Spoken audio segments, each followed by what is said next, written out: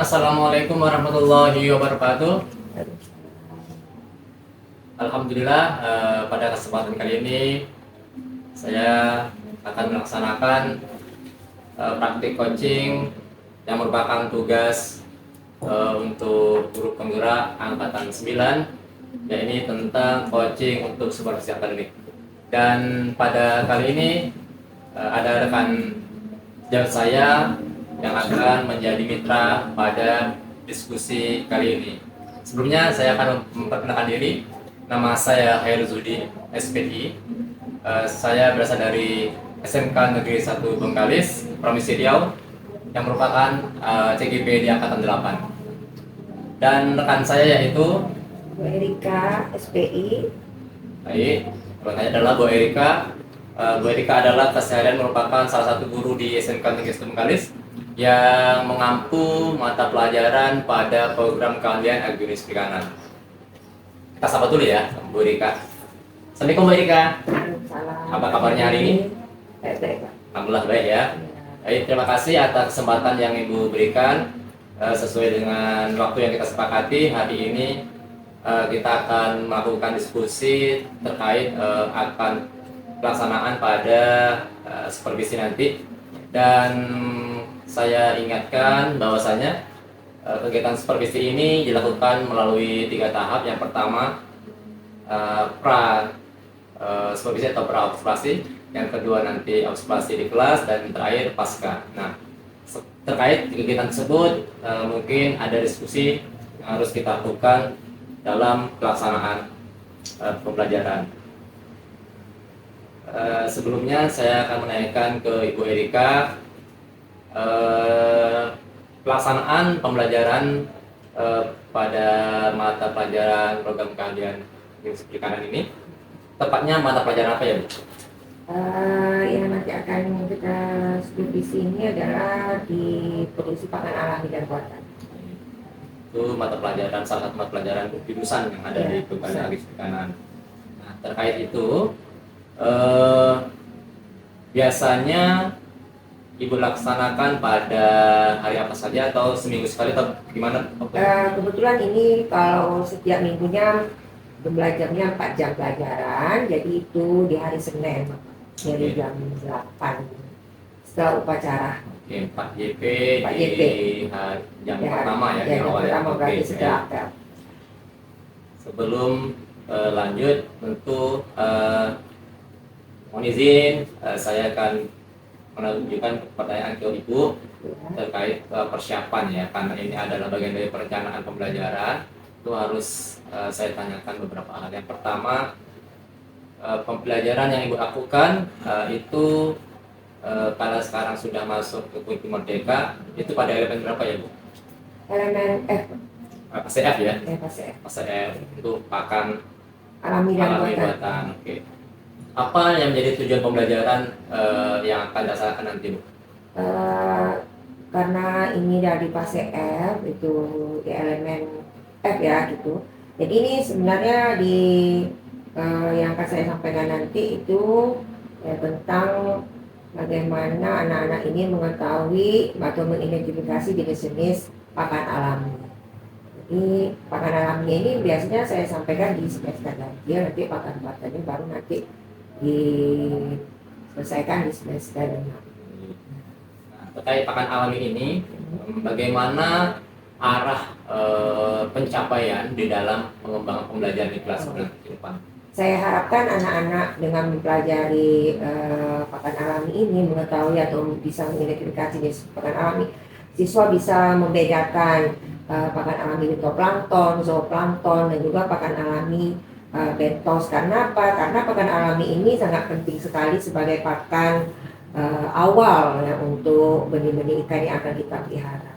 Baik itu di tahap pendederan, juga di tahap pembesaran juga memerlukan pakan alami.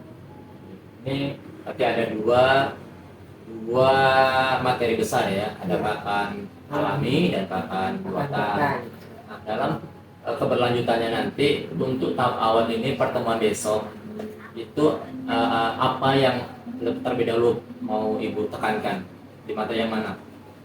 Di materi mengidentifikasi jenis-jenis pakan alami. nanti akan melakukan identifikasi. Identifikasi. Strategi yang Ibu persiapkan untuk menjawab pertanyaan yang seputaran identifikasi itu bagaimana? Strategi yang saya lakukan supaya anak-anak ini lebih tertarik ya untuk mempelajari ini, saya pertama di samping mempersiapkan modul ajar, kemudian juga saya sudah menyiapkan media pembelajaran dalam bentuk PowerPoint, ya video-video yang berkaitan dengan pakan alami supaya anak-anak ini juga punya pengalaman tersendiri dengan melihat langsung. Walaupun nanti juga setelah ini kita akan melakukan kegiatan praktek, ya praktek di sini saya akan mencoba nanti anak-anak ini bisa paling tidak mengetahui bagaimana apa saja jenis pakan alami itu, misalnya dengan kegiatan mengamati melalui mikroskop. Jadi nanti anak-anak akan dia minta secara berkelompok mengambil sampel di beberapa tempat, ya misalnya di air kolam, kemudian di air sungai dan juga di air tambak ya. Jadi di beberapa media lah. Jadi nanti anak-anak akan melakukan kegiatan praktikum mengidentifikasi melalui mikroskop. Nah, jadi di situ bisa mereka langsung punya pengalaman sendiri yang bisa membekas lah. Nah, itu strategi saya supaya anak-anak ini bisa lebih paham tentang jenis-jenis pakan alami. Luar biasa sekali ya strategi yang Ibu persiapkan dalam menjawab pertanyaan terkait dengan melakukan identifikasi pakan alami nanti. Harapan Ibu nih, Ya. setelah mempelajari anak nanti setelah diberikan materi, apa nanti harapannya? Harapan saya di samping anak nanti kita setelah melakukan ini nanti ada diskusi lagi kan, mereka akan mempresentasikan. Setiap anak akan mempresentasikan hasil pengamatan melalui mikroskop tersebut. Kemudian saya akan feedback, ya akan umpan balik kepada anak-anak. Harapan saya dari situ saya bisa melihat, mengetahui sampai sejauh mana pemahaman mereka, dan saya harap mereka bisa dengan pengalaman yang mereka temukan sendiri. Harapan saya mereka dengan pembelajaran ini mereka bisa lebih memahami, merupakan satu pengalaman yang akan berlanjut lah untuk kedepannya, karena pakan alami ini sangat penting, merupakan modal awal di setiap kegiatan budidaya ya, maksudnya dengan pengalaman yang mereka temukan sendiri secara empiri mereka mendapatkannya. Harapan saya sebagai guru dengan strategi yang saya buat bisa bertahan, bisa membekas dan bisa lama mereka ingat, mereka kenang. Nah, seperti itulah strateginya. Harapan saya dari strategi seperti itu. Mantap sekali ya Bu. Tidak sabar nih, saya ingin melihat aksi Ibu nanti di dalam kelas. Dan saya pribadi mendoakan nanti di kelas perjalanan Ibu memberikan materi ke anak-anak berjalan lancar, anak-anak penuh semangat, Ibu diberi kemudahan dan kelancaran. Terima kasih ya Bu atas waktunya. Sama-sama Pak Judi. Saya juga untuk Bapak. Ya, terima kasih ya. Assalamualaikum warahmatullahi wabarakatuh. Waalaikumsalam. Demikian diskusi saya terkait persiapan supervisi yang akan saya lakukan. Mohon maaf atas segala kekurangan. Saya tutup. Assalamualaikum warahmatullahi wabarakatuh.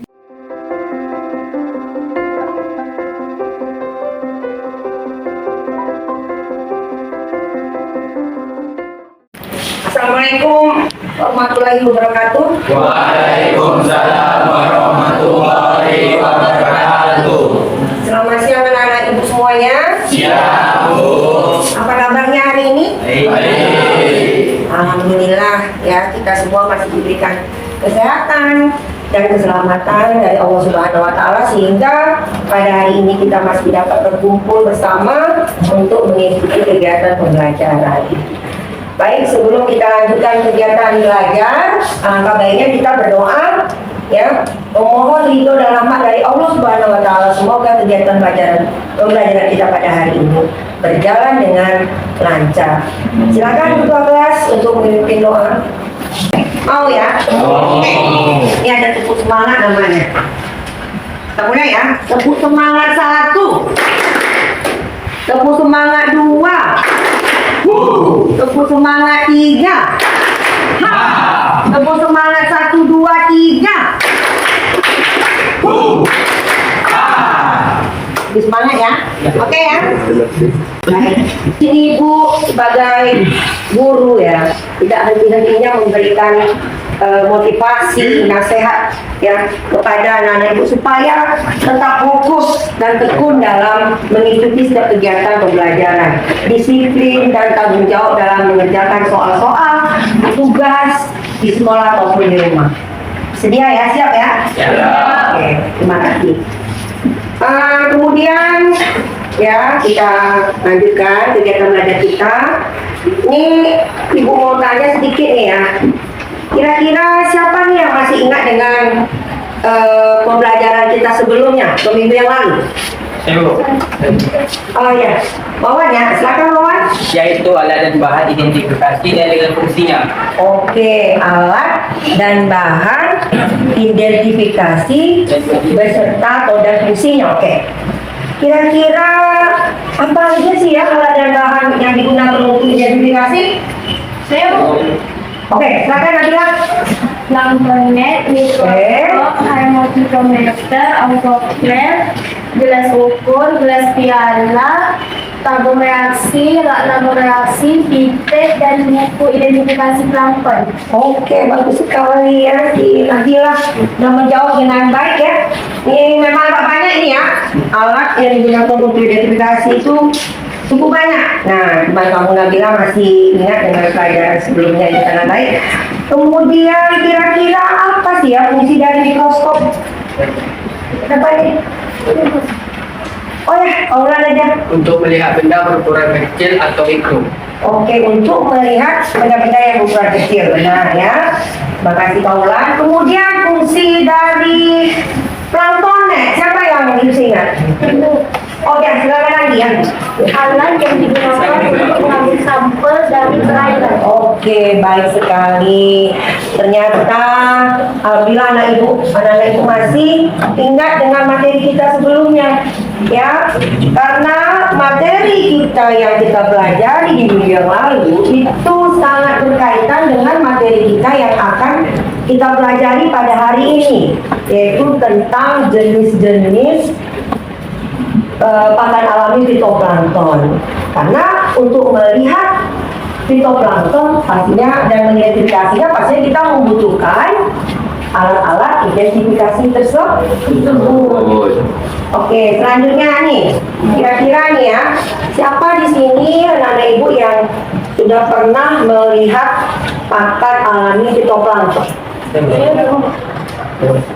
Ya, Dandi lah. Danda ya. Oke, Danda.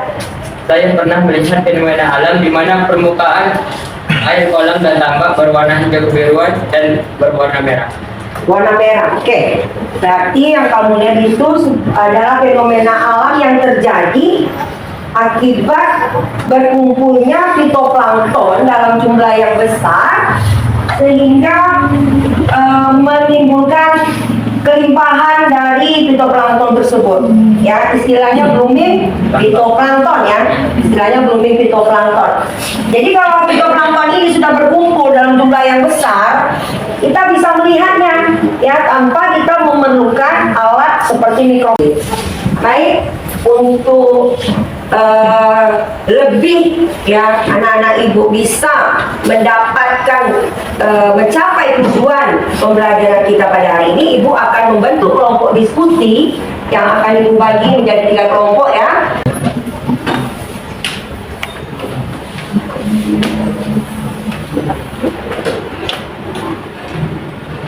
Ya, bisa dilihat semua. Ini sebenarnya sama dengan alami yang dapat dibudidayakan untuk kebutuhan larva dapat dikelompokkan jadi 3, yaitu fitoplankton, zooplankton, dan bentos. Berikut disajikan beberapa gambar dari pakan alam. Fitoplankton adalah organisme air yang melayang-layang mengikuti pergerakan air dan berupa jasa nabati. Jenis-jenis fitoplankton yang dibudidayakan secara massal yaitu Chlorella, Tetracernis, Skeledesmus, Skeletonema costatum, dan Spirulina. Inilah gambar-gambar dari fitoplankton. melihat paparan materi, kemudian video pembelajaran tentang fitoplankton. Tadi kira-kira ini dari tayangan video tadi, bagaimana tanggapan anak-anak ibu? Ya, apa yang ingin disampaikan atau ditanggapi? Ya, silakan. Ya, oke, Umir, baik. Dari video tadi, saya dapat memperoleh informasi mengenai jenis-jenis fitoplankton yang ada di perairan. Ada beberapa jenis fitoplankton yang juga dapat dibudidayakan sebagai pakan benih-benih ikan yang dipelihara. Oke, baik sekali ya. Kemudian siapa lagi nih yang ingin memberikan tanggapannya? Bulia, oke Bulia, silakan. Fitoplankton merupakan produsen primer atau utama di dalam perairan. Oke, baik. Kemudian satu lagi lah ya, supaya lebih ramai, satu lagi dari tayangan video dan juga kegiatan belajar yang disampaikan bahwa fitoplankton itu terdiri dari 3 jenis ya, 3 jenis kelompok, ada Corophysi, Bacillariophysi, dan Xenophysi.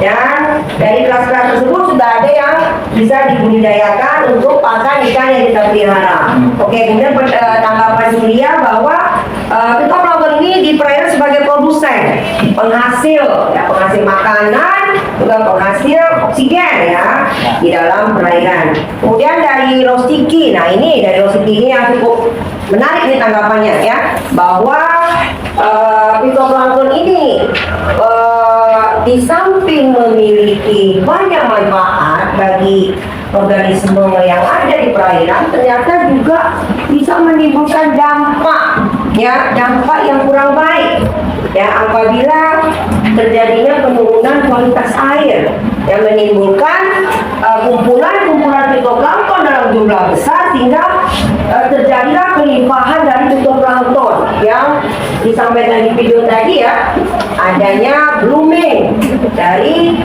fitoplankton. Baik, anak-anak ibu, terima kasih atas tanggapan-tanggapannya. Untuk selanjutnya kegiatan kita ini ibu meminta kalian duduk di kelompok diskusinya masing-masing ya, silakan. Oke, dibentuk seperti kita melakukan kegiatan diskusi ya, supaya lebih baik lagi. Semangat. Mana HP-nya? Ayo buka gadgetnya. Fadli, Amirul, ya coba buka HP-nya, membantu. Jadi dicatat di sini nanti presentasinya bisa dilakukan.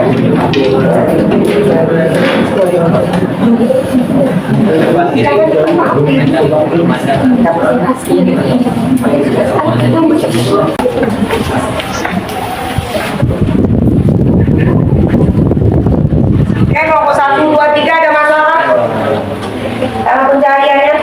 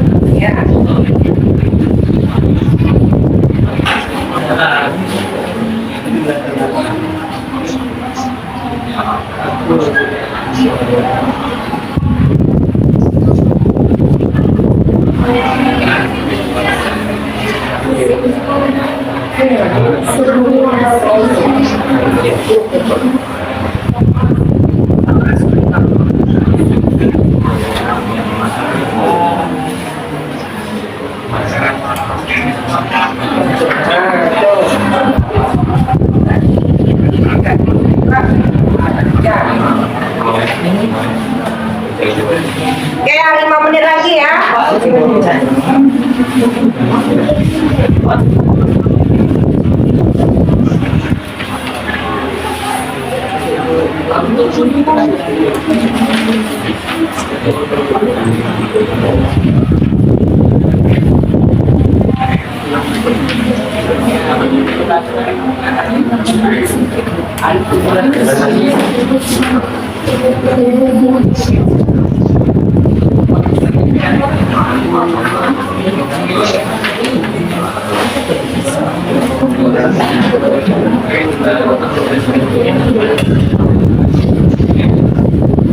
Oke, ada yang sudah siap? Sudah. Ini kan banyak sekali ya. Sudah. Ya baik anak-anak, sudah selesai diskusinya. Ibu harapkan setiap kelompok bisa menyajikan atau menyampaikan hasil diskusinya dalam kegiatan presentasi. Kelompok siapa nih dulu yang mau maju nih? Kelompok 1. Waalaikumsalam warahmatullahi wabarakatuh. Salah satu faktor yang menyebabkan terjadinya blooming fitoplankton adalah pengkayaan unsur hara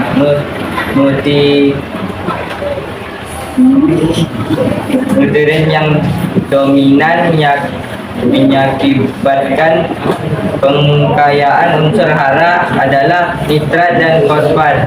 Penyebabnya input pakan yang tinggi. Oke, jadi dari yang disampaikan oleh kelompok 1 tentang apa penyebab terjadinya blooming fitoplankton. Salah satunya adalah adanya unsur hara yang sangat banyak di perairan tersebut. Nah, unsur hara tersebut biasanya didapat dari mana itu? Mas Ciki kira-kira? Dari apa? Unsur hara didapatkan di perairan itu dari mana? Kira-kira? Dari banyaknya zat-zat organik ya, zat-zat organik yang masuk ke dalam perairan tersebut. Bisa dari pupuk ya, dari pupuk yang terlalu banyak diberikan di suatu perairan tambak misalnya atau di kolam. Ya, seperti itu ya. Bisa dipahami yang lain ya. Apa penyebab terjadinya blooming fitoplankton? Ya, salah satunya adalah banyaknya unsur hara yang terdapat di suatu perairan. Misal unsur hara tersebut dari jumlah pupuk yang terlalu berlebihan. Oke? Terima kasih untuk kelompok 1 sudah menyampaikan hasil diskusinya. Ya, silakan kembali ke tempat. Tepuk tangan dulu.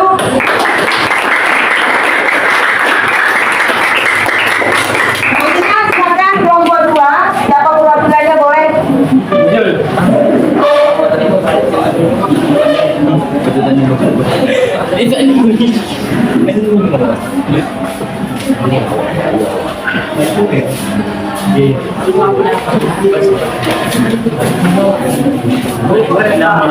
Ya.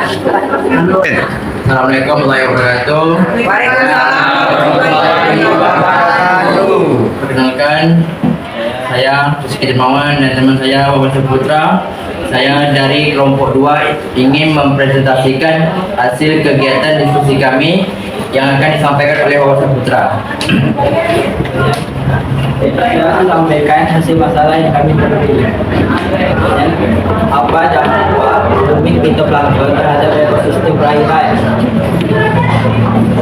Oksigen pada siang hari tinggi atau oversaturasi, pada malam hari turun drastis atau depletion. Kenaikan pH pada siang hari yang memicu meningkatnya konsentrasi NH2, mendorong munculnya kematian massal, die off yang membahayakan organisme air. Oh ya, die off ya. Baik, kira-kira ini sudah teman-teman sudah menyampaikan hasil diskusinya ya tentang pertanyaan apa dampak blooming fitoplankton terhadap ekosistem perairan. Kira-kira dari kelompok mana yang akan memberikan pertanyaan atau tanggapannya? Kelompok 3, oke, silakan Nabila. Mengapa oksigen pada siang hari meningkat dengan adanya blooming fitoplankton? Karena fitoplankton melakukan proses fotosintesis pada siang hari. Oke, baik sekali jawabannya ya. Memang ya pada siang hari karena fitoplankton ini kan tumbuhan ya, jadi mereka mereka melakukan kegiatan fotosintesis yang menghasilkan oksigen. Jadi kalau jumlahnya banyak, tentu banyak juga hasil oksigen yang dihasilkan dari kegiatan fotosintesis tersebut. Bisa dipahami Nabila dan yang lain? Oke, satu lagi nih. Ya, silakan kelompok 1 Pak Ari ya. Kenapa oksigen pada malam hari turun drastis? Oke, kenapa Wawan dari sini? Karena fitoplankton tidak melakukan proses fotosintesis pada malam hari. Tidak melakukan kegiatan fotosintesis. Berarti yang kalau tidak melakukan, tadi pada malam hari itu apa yang banyak? Apa yang banyak boleh dibantu? Karbon dioksida. Oke, karbon dioksida. Baik sekali, kelompok 2. Silakan kembali ke tempat sebelumnya, kita beri aplaus.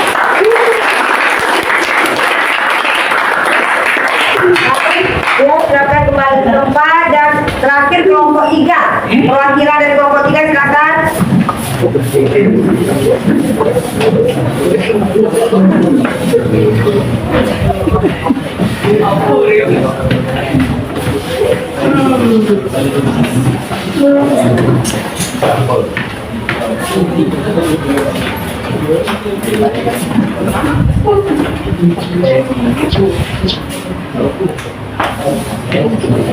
Assalamualaikum warahmatullahi wabarakatuh.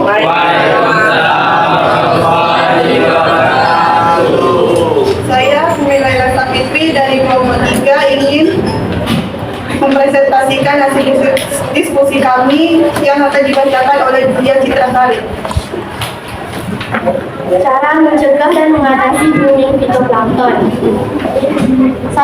Menjaga dan memperbaiki kualitas air secara berkala karena fitoplankton memiliki kaitan yang kuat terhadap pH, suhu, dan nutrien.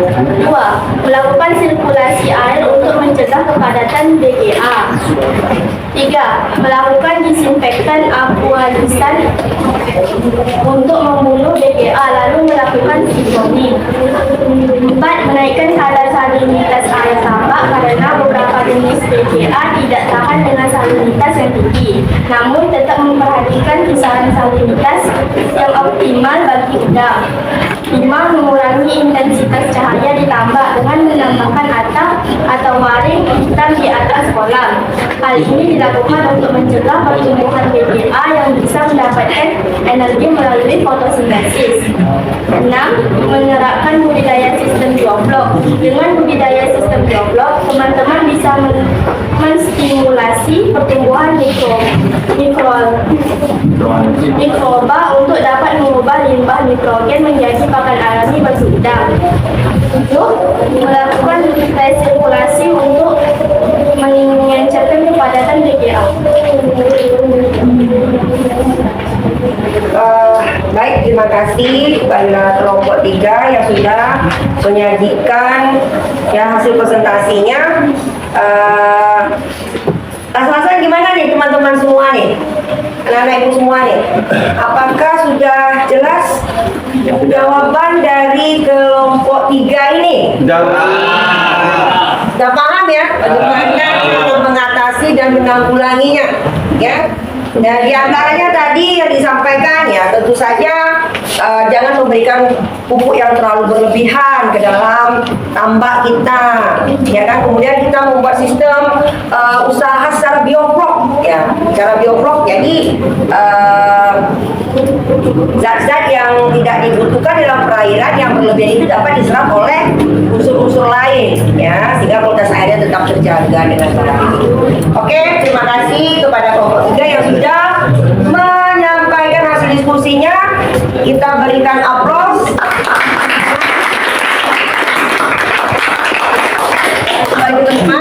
Oke, baik.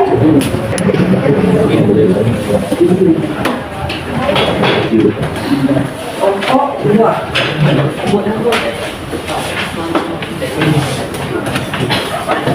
Tolong jaga. Pertanyaannya, apa yang dimaksud dengan blooming fitoplankton? Silakan dijawab. Saya kasih waktu 1 menit. Apa yang dimaksud dengan blooming fitoplankton?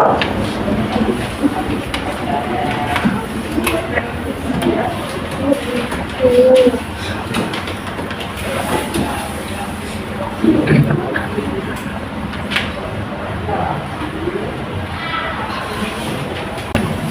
kumpulkan. Kumpulkan ya. Satu orang di tiap kelompok antar ke depan.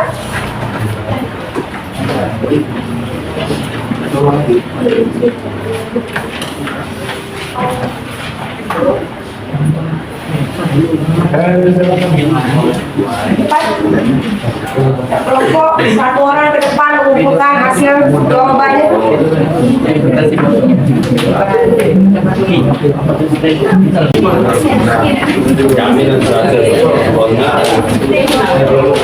Kelompok dua.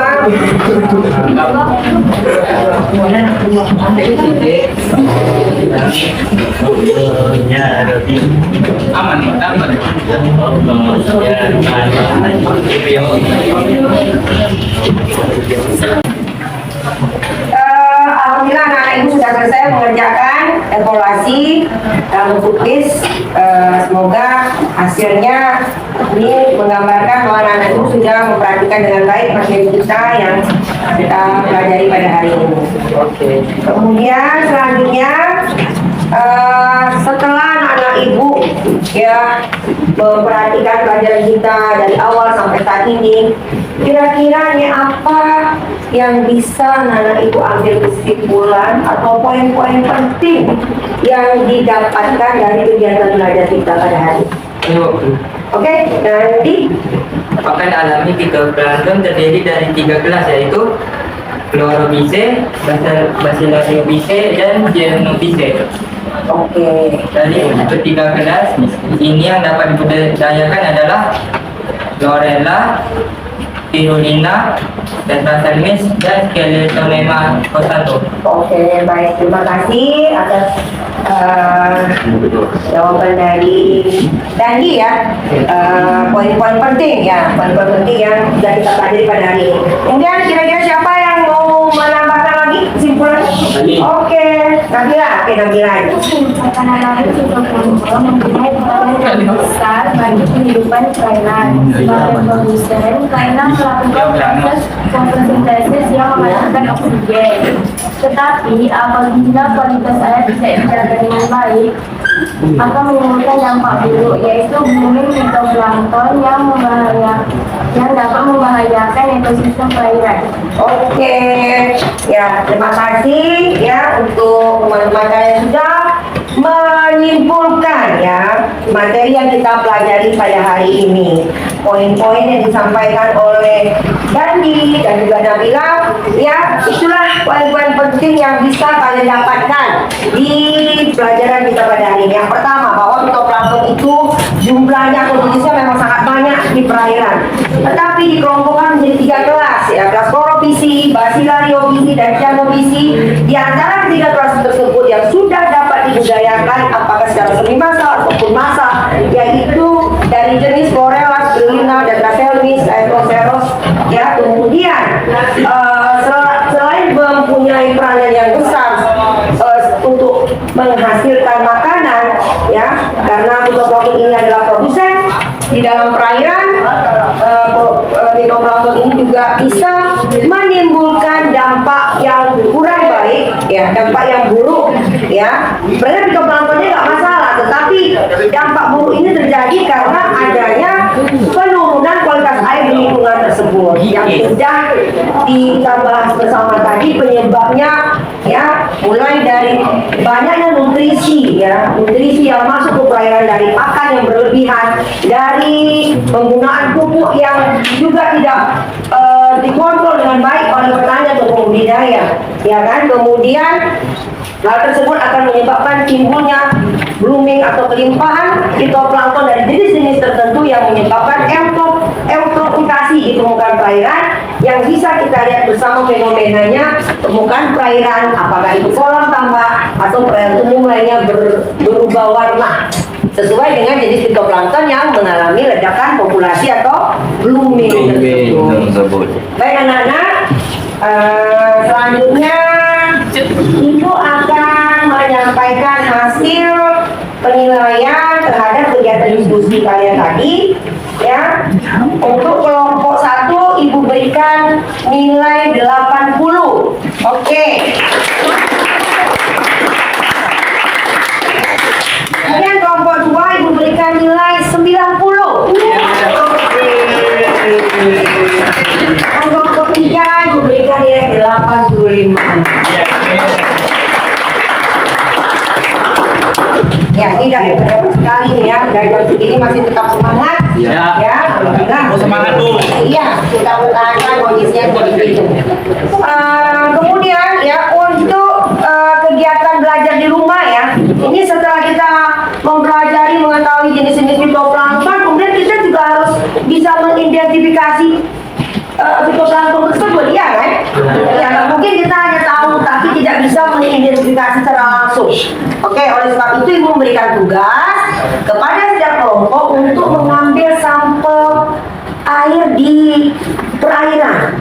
Ya, ini Ibu bagi 3 kelompok ini. Kelompok 1, Ibu minta kamu mengambil sampel di perairan batas ya, kolam ya.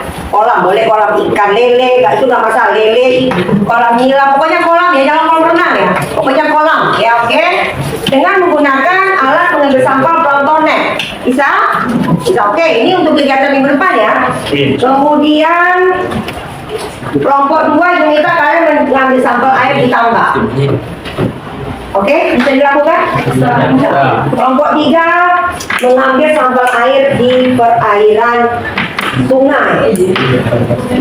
Jangan sungai-sungai yang besar nanti bahaya. Anak-anak sungai boleh. Bisa? Oke. Terima kasih atas kesediaan anak-anak Ibu untuk mengambil sampel supaya pembelajaran kita lebih maksimal lagi. Baik, ya. Untuk kegiatan belajar kita pada minggu depan yaitu kita sama-sama melakukan kegiatan identifikasi fitoplankton dengan menggunakan alat bantu mikroskop dan juga hydrositometer. Oke, anak Ibu semua bisa dipahami? Ya, oke. Ada pertanyaan tentang tugasnya? Ya. Bisa dipahami semua? Ya. Baik. Kita sudah sampai di penghujung kegiatan belajar. Nah, udah sampai di titik ini, di akhir ini, alhamdulillah ya, anak-anak Ibu semua masih tetap semangat. Dan Ibu harapkan anak-anak Ibu tetap menjaga kesehatannya supaya tetap fokus dan belajar dengan baik dan lebih giat lagi. Dan juga jangan lupa ketika di rumah mengerjakan PR-PR di rumah, dan jangan lupa tugas utama membantu pekerjaan orang tua. Akhir kata, Ibu ucapkan terima kasih yang sebesar-besarnya dan tutup dengan mengucapkan Assalamualaikum warahmatullahi wabarakatuh.